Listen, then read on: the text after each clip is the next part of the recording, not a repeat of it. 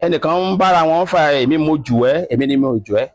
To be frank Ilé Ifẹ̀ òun ni alára máa sọ wípé jẹ́lé bàbá òun àbí òun lájẹ́rò máa pè ń lé bàbá ẹ̀ òun ni ọba Àkúrẹ́ máa pè bẹ́ẹ̀ òun lọ lọ́wọ́ àpè ń lé bàbá ẹ̀ gbogbo wọn pátá ilé tí wọ́n lè sọ wípé ibẹ̀ ẹni lé wa ni. ṣé orídìí tí Ọọ̀ni fi jẹ́ rallying figure òun ni wípé that is the unity. Remove Ife and Ọọ̀ni away from what you call Yoruba now, we will scatter. Awadi ọ̀rọ̀ Israel, Israel, back to your tent. Ohun tó rally wa papọ̀ ni wípé tí Ìbàdàn bá máa sọ Lágelú, wọn á nífẹ̀ẹ́ ni. Tálákẹ́ a bá sọ̀rọ̀, a nífẹ̀ẹ́ ni. Ìjẹ̀bú lè jí o kan sọ pé àwọn bá Wàdá yìí tán, wọ́n á tún ní ó kọ́kọ́ dé láti Wàdá yìí gbé nífẹ̀ẹ́. Àwọn tún wá bímọ, wọ́n á tún lọ mọ́ Ifẹ̀ padà. Ẹni tó sọ pé abọ́ rẹ̀ nìkan náà àtúnwọ̀ rẹ̀ padà mọ́fẹ̀. Even Benin tó lóun kọ̀tàn títún. O kò rí ṣe ó tún lọ mọ́fẹ̀ náà ni. Mo mọ̀ bóyá o gẹ́tọ̀ ọ̀rọ̀ mi. In a clear sense, ibì kan tí gbogbo wa ń sọ wípé ó ń so wá pọ̀ tá a fi ní unity, òun nífẹ̀ẹ́. Náà wàá fìyẹn lẹ̀ lọ́dún 1931. District officer Ifẹ̀ district kọ lẹ́tà sí ọba Adésọjí Adérẹ̀mí. Nígbà tí mò ń sọ yìí bàbá Adéníran Adéyẹmí àwọn Aláàfin Ọ̀yọ́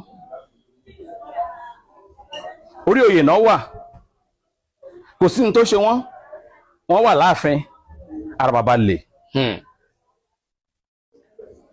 Awuyewuye wa ń lọ lọ́tún àti lósì ta gangan ni ẹni tí ó lè pàṣẹ pé àwọn èèyàn báyìí lọ́ba ńlẹ̀ Yorùbá.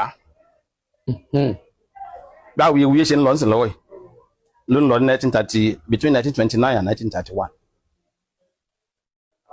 Wọ́n wá béèrè Enugu Calabar ní ìṣàkóso kan wà ń gbà yẹn. Ìgbà tó yá ẹni tó ń ṣojú gbogbo àgbègbè yìí l'Ékòó ó wá wà l'Ẹ̀núgu. Ó wá kọ lẹ́tà sí gọ́vnà. Ìyẹn wá kọ lẹ́tà sí district officer wá kọ lẹ́tà sí Ọọ̀ni Adésọjí Adérẹ̀mí. Mo fẹ́ kó o dé tí mò ń sọ yìí.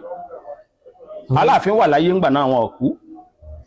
Bàbá Adéníran Adéyẹmí. Ikú bàbá Yèyé wọ́n wà láyé. Ṣùgbọ́n òyìnbó lọ́dọ̀ wọn. Láti lọ béèrè ta ló ní right láti fi yàn jọba láti dé adé. Ìtúnṣe ọ̀rọ̀ kí láti lè dé adé tí ó pẹ̀rẹ̀ ní ọba. He went straight to Adésọjí Adérẹ̀mí as at 1931 torí mo máa ń gbọ́ táwọn kan sọ wípé Awólọ́wọ̀ ló elevate Adésọjí Adérẹ̀mí sókè. Pẹ̀tùrú kan jẹ́ governor general. And by that time 23 years gbé Awólọ́wọ̀ kò tiẹ̀ tí kàwé débi tí ó join politics in 1931. So he was nowhere. Nígbà tí Adérẹ̀mí àti àwọn òyìnbó ti jọ ń ṣèjọba bọ̀. Adérẹ̀mí ló wá kọ 26 ló recommend including Aláàfin that he has the right to wear bedded crown. 1931. Ni mo ṣe ní kó jẹ́ ká exercise.